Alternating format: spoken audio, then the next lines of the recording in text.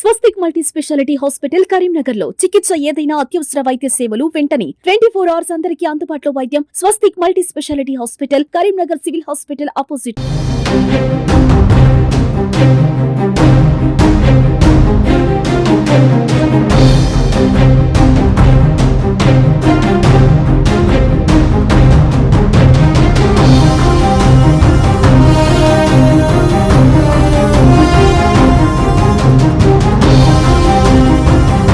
మిత్రులకు అందరికి కూడా పేరు పేరున తెలంగాణ అభివందనాలు. ముఖ్యంగా ఈరోజు ప్రధాన కారణం ఏంటంటే ప్రెస్ మీట్ పెట్టడానికి 4 జిల్లాల ఎమ్మెల్సీ ఆదిలాబాద్, నిజామాబాద్, మెదక్, కరీంనగర్కు సంబంధించిన ఎమ్మెల్సీ ఎన్నికల్లో ఎలక్షన్ కమిషనర్ గారు ఓటరు నమోదు కార్యక్రమం గురించి నోటిఫికేషన్ ఇవ్వడం జరిగింది. దాని ప్రకారం అందరు కూడా వారు పాస్ అయిన సర్టిఫికెట్లు, passport size photo, Aadhaar card తప్పనిసరిగా ఇవి పెట్టి ఎన్రోల్మెంట్ చేసుకోవాలని స్వయంగా ఎలక్షన్ కమిషనర్ గారు చెప్పడం జరిగింది. ముఖ్యంగా ఈరోజు జరిగిన చాలా మంది మిత్రులు నేను ఇన్ని చేపించిన 1,50,000 చేపించిన 1,30,000 చేపించిన ఇప్పటిదాకా అయినా 3,86,000 లెక్క. కానీ గత 3 రోజులకెళ్ళి మేము వివిధ నియోజకవర్గాలలో ఏ రకంగా ఓటర్ నమోదు కార్యక్రమం జరిగింది, దానికోసం ఆన్లైన్ ద్వారా మేము సేకరిస్తే ఆ సేకరణలో మాకు ఏర్పడేది ఒకటి ఏంటంటే ఒక్క మనిషి 4 ఓట్లు రాపించుకున్నాం. సో దానికి సంబంధించిన ఆధారాలు, దానికి సంబంధించిన పూర్తి వివరాలు, ఒక్కొక్క పేరుకు 2 ఓట్లు, మినిమం 2 ఓట్లు, 2 ఓట్ల కంటే తక్కువ లేదు, 8 ఓట్లు కూడా ఉన్నాయి. సుల్తానాబాద్లో నమోదు చేసుకుంటాడు, ధర్మారంలో నమోదు చేసుకుంటాడు, కరీంనగర్లో నమోదు చేసుకుంటాడు. అలాగనే మండలాల వారికి అయితే హెడ్ క్వార్టర్లో చేసుకుంటారు, దాంతోపాటు గ్రామాలలో చేసుకుంటారు. ఆ రకంగా 2, 3 ఓట్లు, దానికి పూర్తి ఆధారాలు, కొన్ని వేల ఓట్లు, 1 కాదు 2 కాదు, కొన్ని వేల ఓట్లు, 1, 2 ఓట్లు, 1, 3 ఓట్లు, 1, 4 ఓట్లు, అత్యధికం ఉన్నది 8 ఓట్లు. నేను ఒకటే అడుగుతున్నా ఎలక్షన్ కమిషనర్ గారికి, పత్రికా మిత్ర ద్వారా పత్రికా ముఖంగా నేను ఒక ప్రశ్న అడుగుతున్నా. 1 ఆధార్ 1 ఓట్, 1 ఆధార్ 1 ఓట్ ఎక్కడ పోయింది మీ సిస్టమ్? ఇన్ని వేల ఓట్లు ఏ రకంగా మీరు చేసిన? ఆధార్ నంబర్ కనుక కొడితే రావాలి కదా. మళ్ళీ రెండవది ఎట్టి పరిస్థితుల్లో కూడా ఎన్రోల్ కావద్దు. ఒక ఆధార్ ఉన్న వ్యక్తికి 2 ఓట్లు ఆ ఆధార్ ప్రకారం ఎట్లయితుంది? సో దీంట్లో కుట్ర దాగున్న సంగతి మాత్రం నాకు అర్థమైంది. ఈ రకంగా 12 ఓట్లు, 3 ఓట్లు, 4 ఓట్లు ఏదైతే ఉన్నాయో వాటిపై వివరణ ఇవ్వవలసిన బాధ్యత కూడా ఎలక్షన్ కమిషనర్ పైన ఉంది. భారతదేశంలోనే 1 నేషన్ 1 ఎలక్షన్ అంటుండ్రు. మరి మన రాష్ట్రంకి వచ్చే మాత్రం 1 Aadhaar card 4 votes, 1 Aadhaar card 4 ఓట్లు, 3 ఓట్లు, 2 ఓట్లు లేని ఉండయి. చాలా చక్కగా ఇంకొక విషయం మీకు చెప్తా, ఏ రకంగా ఓట్లు నమోదు కార్యక్రమం చేసింది అనేది మీకు ఆధారాలు ఇస్తా. ఉదాహరణకు కెంసారం తిరుపతి, మళ్ళీ సన్ ఆఫ్ నర్సయ్య. అప్పుడు ఏం చేస్తారంటే వాళ్ళు చాలా తెలివిగా కెంసారం తీసేస్తారు, తిరుపతి కొడతారు, నర్సయ్య కాడ ఫాదర్ అని రాస్తారు, FATHER. తర్వాత ఇంకో ఓట్లు ఏం రాస్తారు, పేరు కొద్దిగా మార్చి కింద మదర్ MOTHER ఈ రకంగా నామోదు కార్యక్రమం జరిగింది. మీకు అన్ని ఆధారాలు ఇస్తారని. సో పేరు మారుస్తారు, కింద తండ్రి మారుస్తారు, మళ్ళీ ఏజ్ అదే ఉంటుంది, మిగతా అన్ని సేమ్ ఉంటాయి.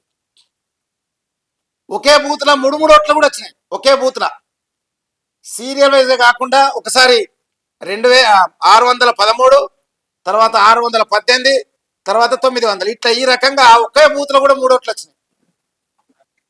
మరి ఏ రకంగా వచ్చినాయి ఇవి? దీన్ని నేను బోగస్ ఓట్లనా? దీంట్లో చిన్న రాజకీయంగా ఓట్లు రాపించుకునే ప్రయత్నంలో ఎవరెవరైతే మిత్రులు ఆధార్ కార్డులు ఇచ్చిండ్రో వాళ్ళ బయోడేటాను ఎక్కడ మిస్యూజ్ అవుతుందో అని భయం కూడా నాకు ఉంది. దయచేసి నమ్మకంతో ఇచ్చిండ్రు వాళ్ళ ఆధార్ కార్డులు, నమ్మకంతో వాళ్ళకి సంబంధించిన పూర్తి వివరాలు ఇచ్చిండ్రు. మరి ఎట్లయితున్నాయి ఇవి? ఏ ఇన్స్టిట్యూట్లోకి వెళ్ళవుతున్నాయి? కాబట్టి దీనిపై పూర్తి విచారణ జరిపించాలని నా డిమాండ్ నాది. ఎలక్షన్ కమిషనర్ గారిని కూడా పర్సనల్గా కలుతున్నాం. ఆల్రెడీ అప్లికేషన్ రాసుకున్నాం, ఎలక్షన్ కమిషనర్ రాసుకున్నాం. 1 ఓటు 1 ఆధార్, 1 ఆధార్ 1 ఓట్ కార్యక్రమం తీసుకోండి దయచేసి. చదువుకున్న వాళ్ళు, విజ్ఞత గల వాళ్ళు పాపం అడిగితేనే వాళ్ళ ఓటు, వాళ్ళ డీటెయిల్స్ మనకి ఇచ్చిండ్రు కొట్టుమని. ఈ రకంగా మిస్యూజ్ జరిగి 3-4 ఓట్లు కొట్టుకుంటూ పోతే అసలు నీకు విద్యా వ్యవస్థ కానివ్వండి, నీ ప్రజాస్వామ్యం కానివ్వండి, ప్రతిదీ కూడా కూని చేసే పరిస్థితులు వచ్చేసినాయి. నాకు తెలిసి మేము తీసుకునే కేవలం ఒక్క 24 గంటలనే మేము 250, అంటే ఓన్లీ పేర్లు ఏ రకంగా ఉంటాం మీకు ఆ పద్ధతి కూడా నేను చెప్తా ఎట్లా దొరకబట్టినాం అనేది.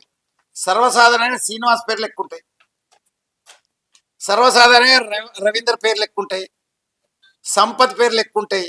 ఏ పేర్లు అయితే ఎక్కువ అవుతాయో సర్వసాధారణంగా పిలిచే పేర్లు, ఆ పేర్లను మేము తయారు చేసుకొని ఆన్లైన్లో పోయి చూస్తే ఈ రకంగా దొరికింది. సో కామన్ నేమ్స్ ఏవైతే ఉన్నాయో వాటిపై పూర్తిగా చాలా తెలివిగా చేయడం జరిగింది.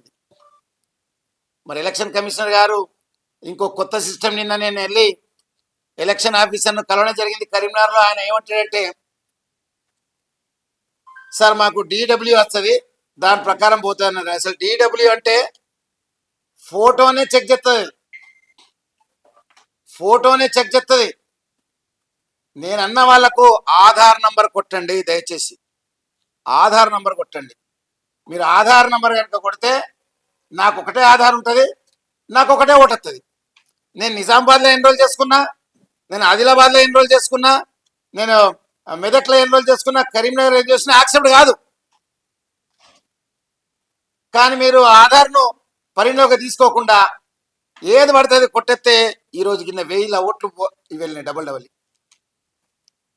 కాబట్టి దయచేసి నా రిక్వెస్ట్ కలెక్టర్ గారికి, కరీంనగర్ కలెక్టర్ గారికి, అలాగనే ఎలక్షన్ కమిషనర్ గారికి, వెంటనే వీటిని పరిష్కరించండి, వెంటనే సింగిల్ ఓటే చేయండి.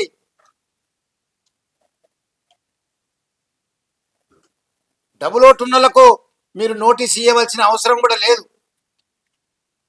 ఎందుకంటే జనరల్ ఎలక్షన్స్ లో ఫామ్ నంబర్ 6, ఫామ్ 8 అని చేస్తాం. కానీ ఇక్కడ ఆ సిస్టమ్ లేదు కాబట్టి, ఒకవేళ ఆ సిస్టమ్ కనుక ఉంటే నోటీస్ ఇవ్వవలసి వస్తుంది. మీరు ఇంకా ఒరిజినల్గా మీరు ఇంకా ఓటర్ లిస్టు ఇంకా అనౌన్స్ చేయలేదు.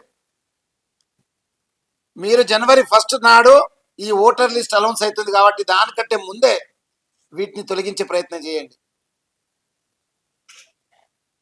ఆధార్ను లింకప్ చేయండి దయచేసి, మా రిక్వెస్ట్. ఆధార్ను లింకప్ చేసుకోండి. చదువుకున్న వాళ్ళ ఓట్లను ఈ రకంగా 4 సార్లు 5 సార్లు వస్తే ఇక సమాజం ఇక ఎటుపోతుందో అర్థమవుతలేదు. ఇక 1 ఆధార్ 1 ఓటే సిస్టమ్ను మెయింటైన్ చేయాలని నేను డిమాండ్ చేస్తున్నా. వెంటనే రాబోయే లిస్టులో ఈ 2 పేర్లు ఉన్నాయి, 3, 4 పేర్లు ఉన్నాయి, వెంటనే తొలగించాలని నేను డిమాండ్ చేస్తున్నా. Thank you very much.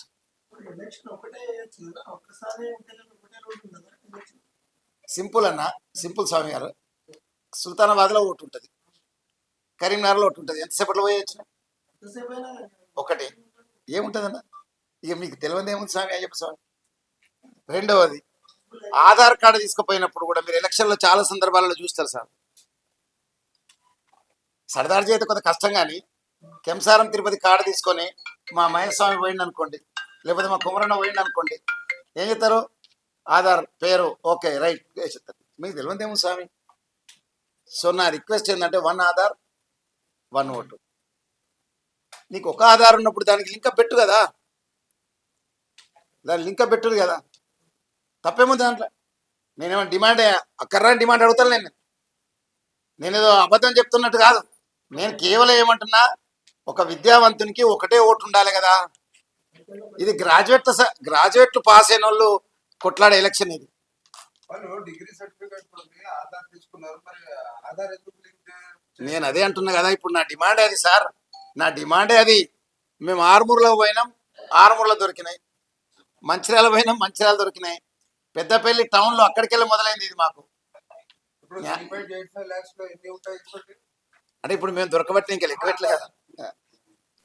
By మిస్టేకా నాకు తెలియదు, బై ఇంటెన్షనా నాకు తెలియదు, కానీ duty of the election officer ఏంది, ఆధార్ కార్డు చూసుకొని దయచేసి చేయండి. ఇది మా డిమాండ్ అంతే.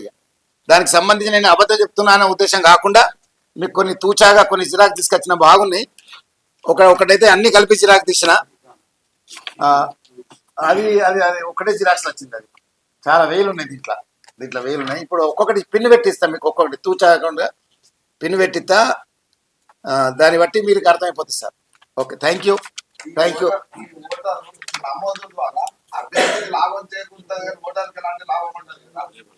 ఒక ఓటర్ ఎట్లా చేసుకోవాలి? లాభం ఏందే? ఇప్పుడు ఒక అభ్యర్థి గెలవాలనుకుంటే నకిలీ ఓటర్, కానీ ఓటర్ నకిలీ ఓటు వేయాల్సిన అవసరం ఉంటుంది కదా. నేను ఏమంటున్నా, ఇప్పటిదాకా చెప్పింది అదే కదన్న. నేను చెప్పింది అదే.